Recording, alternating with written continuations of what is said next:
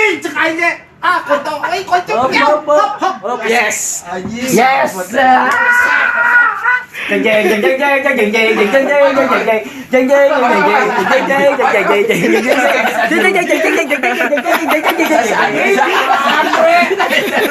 Jangkung.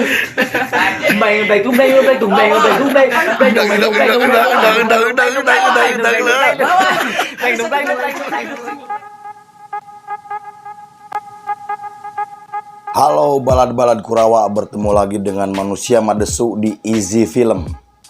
Banyak banget nih yang bilang kalau penjelasannya itu kurang, katanya lebih mirip uka-uka. Ya nggak apa-apa ya, namanya juga proses bro, kalem ya. Main musik udah jarang, bikin lirik udah sampai 3 album gua simpen di laptop dan gak jadi apa-apa.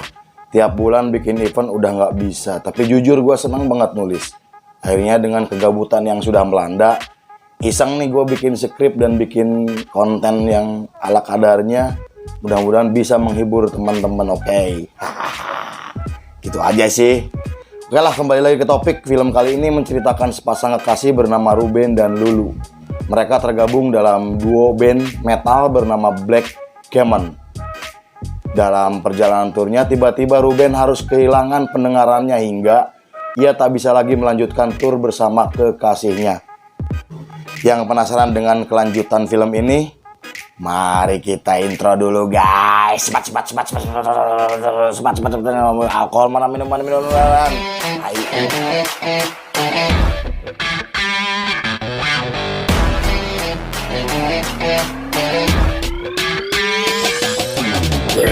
Yo, welcome to my channel bro.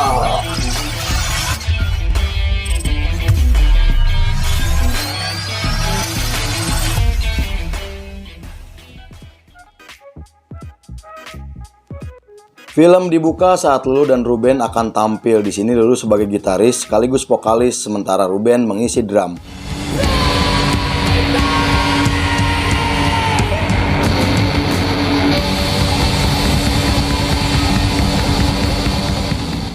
Mereka berdua seorang pecandu. Dalam turnya mereka menggunakan mobil camper van untuk mendatangi kota-kota sekaligus tempat mereka tinggal. Mereka berdua cukup bahagia dalam menjalani turnya. Satu pagi, Ruben yang telah masak membangunkan Lulu dan bersiap-siap tampil kembali di panggung berikutnya. Tiba di venue seperti biasa, mereka mendisplay merchandise yang akan mereka jual. Namun tiba-tiba telinga Ruben seperti merasakan sesuatu, tetapi Ruben tak menghiraukannya.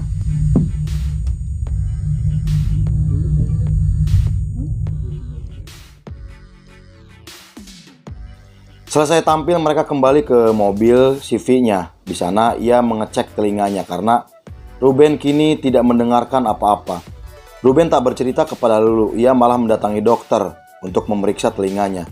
Si dokter memberi rekomendasi untuk datang ke klinik khusus pendengaran. Tiba di sana, si dokter mengetes pendengarannya. Menurut dokter, grafik dari yang ia lihat dari hasil tes, telinga Ruben mengalami gangguan. Bisa disebabkan dari narkoba yang telah ia konsumsi atau dari sound yang selalu ia dengar setiap hari. Ada satu cara untuk mengatasi masalah pendengaran Ruben, yaitu dengan memasang implan yang dilakukan secara operasi dan biayanya juga tak murah. Dokter itu mengingatkan agar Ruben berhenti mendengar suara-suara yang keras karena akan membuat pendengarannya semakin rusak. Tapi Ruben yang tak mempedulikannya, ia tetap tampil di turnya meski ia tak bisa mendengarnya. Kemudian Ruben yang sadar jika ritmenya ngaco keluar dari stage, lalu disusul Lulu.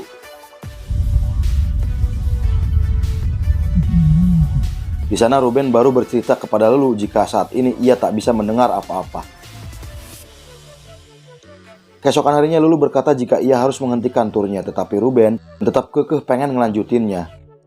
Lalu Lulu menghubungi temannya bernama Hector dan menjelaskan apa yang telah dialami oleh Ruben. Kemudian Hector memberikan informasi untuk datang ke suatu tempat yang tadinya mereka bahagia, kini mereka merasa bersedih. Lulu dan Ruben pun menuju tempat itu di daerah pedesaan, tempat bagi para penyandang tunarungu yang sedang memulihkan diri. Tiba di sana ia bertemu seorang pria tua bernama Joe. Hello, this is Louis. Selain pemimpin di sana, Joe juga pendiri rumah komunitas tunarungu itu. Ruben bicara di sana dengan Joe melalui alat yang disambungkan ke komputer agar Ruben yang tak bisa mendengar bisa membacanya. Joe di sana bercerita jika ia kehilangan pendengarannya saat ia menjadi tentara. Ketika ia perang melawan Vietnam, bom meledak di dekatnya yang membuat ia tak bisa mendengar lagi. Tak hanya itu, ia juga telah kehilangan pekerjaannya juga keluarganya. Singkat cerita, Ruben harus tinggal di sana untuk menerima dan membiasakan diri dengan pendengarannya. Ia di sana harus belajar bahasa isyarat agar bisa tetap berkomunikasi. Ruben yang tak mau menerima kenyataan jika ia telah tuli menolak tinggal di sana dan pergi meninggalkan tempat itu bersama Lulu. Malam harinya Ruben tetap memberi semangat kepada Lulu untuk tampil kembali. Namun pagi harinya, Ruben yang frustasi menghancurkan beberapa alat musiknya.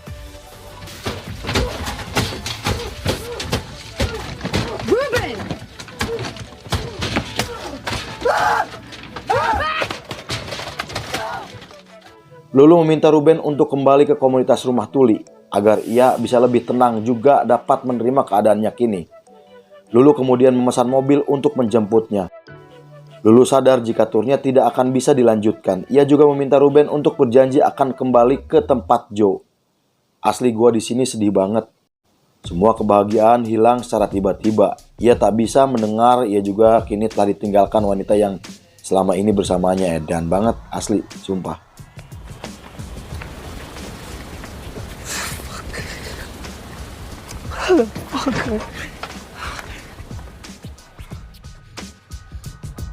Ruben pun kembali ke rumah Joe. Di sana ia diberikan tempat untuk beristirahat.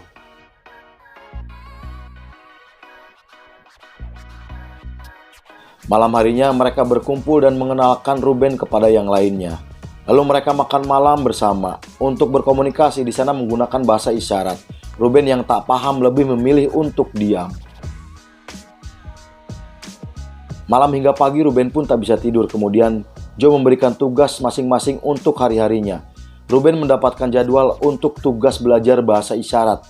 Ia lalu digabungkan dengan murid-murid tunarungu lainnya untuk belajar. Di sana ia bertemu guru bernama Dian. Kemudian Ruben diminta menulis namanya. Di lain waktu, Ruben harus menghentikan suaranya dan memulai dengan bahasa isyarat untuk berkomunikasi. Setelah belajar, Ruben pergi menuju kantor di rumah itu. Di sana Lulu pacarnya mengirim email dengan menyemangati Ruben. Ia juga berkata jika ia masih sangat mencintainya. Esok paginya Ruben membetulkan atap, tetapi Joe menyuruh Ruben untuk tidak melakukan apa-apa selain ia belajar bahasa isyarat. Ruben diminta untuk diam dan menulis sesuatu di atas kertas yang disediakan oleh Joe. Kertas itu terserah akan ditulis apapun, yang pasti Ruben harus tetap bisa menenangkan diri. Karena dulu Joe juga melakukan itu sejak awal ia mulai kehilangan pendengarannya. Ruben yang masih tak menerima keadaannya menunjukkan kekesalannya. Ia memukuli roti dan berteriak-teriak. Menurutnya, yang ia lakukan kini sangatlah konyol. Dengan hari-hari yang penuh dengan kekecewaan, akhirnya Ruben pun mulai membiasakan diri berkomunikasi. Ia sepertinya sudah mulai menerima keadaannya. Ruben juga berhasil belajar bahasa isyarat dari A sampai Z dan tentunya ia sangat gembira.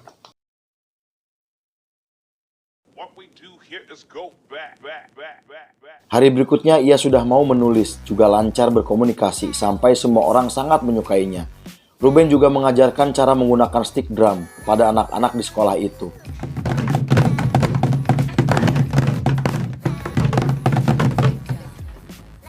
Kemudian, Ruben kembali mengecek email yang ternyata ada email dari temannya memberitahukan jika Lulu pacarnya akan mengeluarkan album 3 bulan lagi. Dan ia mendapatkan video kiriman saat Lulu sedang tampil sendiri. Ruben lalu mendatangi mobil dan coba memainkan drum kembali. Namun, Ruben yang putus asa menjual semua alat-alat di sana. Kemudian Ruben mencari kontak rumah sakit terdekat untuk bisa mengoperasinya. Ruben lalu menjual mobilnya untuk membiayai operasi yang cukup mahal. Ruben lalu menuju rumah sakit dan ia pun dioperasi. Selesai operasi, ia diberitahukan agar kembali lagi 4 minggu untuk mengaktifkan alat bantu pendengaran Ruben yang telah ditanam di kepalanya. Saat pulang ia ditemui Joe dan Ruben bercerita jika ia telah dioperasi. Ruben berkata jika ia tak mendapatkan apa-apa di tempat itu, maka ia memutuskan untuk operasi. Kemudian Joe berkata jika baginya, tuli bukanlah kekurangan dan rumahnya dibangun dengan keyakinan. Ia membangun komunitas itu agar bisa menerima dengan lapang dada yang terjadi kepada siapapun. Namun, jika Ruben telah dioperasi artinya dia tidak menerima keadaannya. Maka Ruben terpaksa harus segera meninggalkan tempat itu. Ruben pun pergi dan menginap di hotel sambil menunggu kabar dari dokter untuk mengaktifkan alat bantu pendengarannya. Hingga ia pun dipasangkan alat bantu dan mulai mengaktifkan. Saat pertama ia merasa aneh karena pendengarannya seperti mendengar suara radio yang kehilangan sinyal. Ruben berpikir jika pendengarannya akan normal kembali. Tetapi seperti itulah hasil dari alat bantu dan operasi.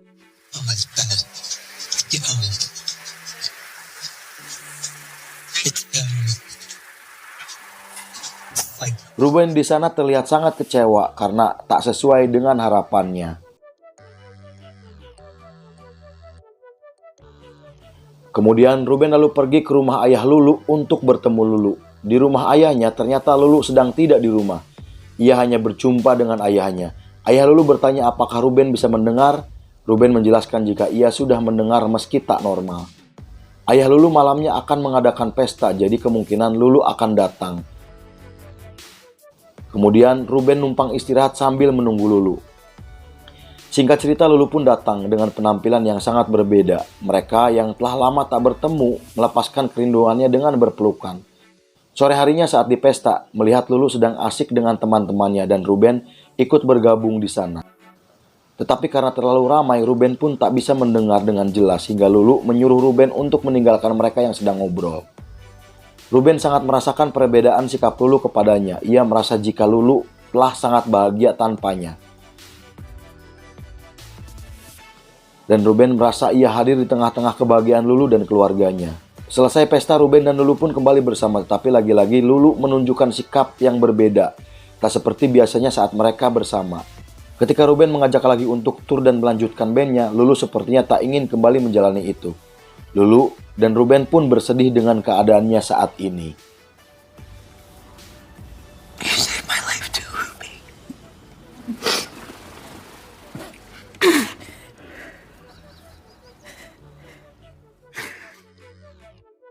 Pagi harinya Ruben meninggalkan Lulu yang sedang tidur. Lalu terlihat berjalan sendiri di jalanan. Ia duduk di samping gereja. Ketika lonceng gereja itu berbunyi dan membuat sakit telinga Ruben, ia pun melepaskan alat bantu itu.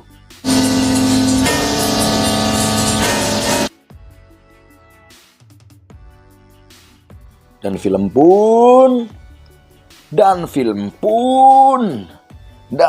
pun selesai. Sungguh ending yang menyedihkan. Kalau menurut gua sih Ruben setelah itu kembali lagi ke rumah Tuli. Tapi ya gua nggak tahu. Film ini sungguh membuat penonton merasakan apa yang dirasakan oleh Ruben seperti dalam film yang tanpa suara atau suara noise yang cukup membuat telinga gua atau penonton yang lainnya sakit mendengarnya. Sok pasti. Lu coba deh lihat film ini pakai headset. Pesan singkat dari film ini menurut gua harus selalu bersyukur dengan apa yang kita miliki saat ini. Meski hidup terkadang tak sesuai dengan harapan dan ekspektasi. Oke, sampai sini dulu. Saya beserta jajaran Berandal Malam pamit undur diri. Sampai jumpa di film berikutnya. Tetap semangat dalam menjalani hidup. Assalamualaikum warahmatullahi wabarakatuh. Terima kasih.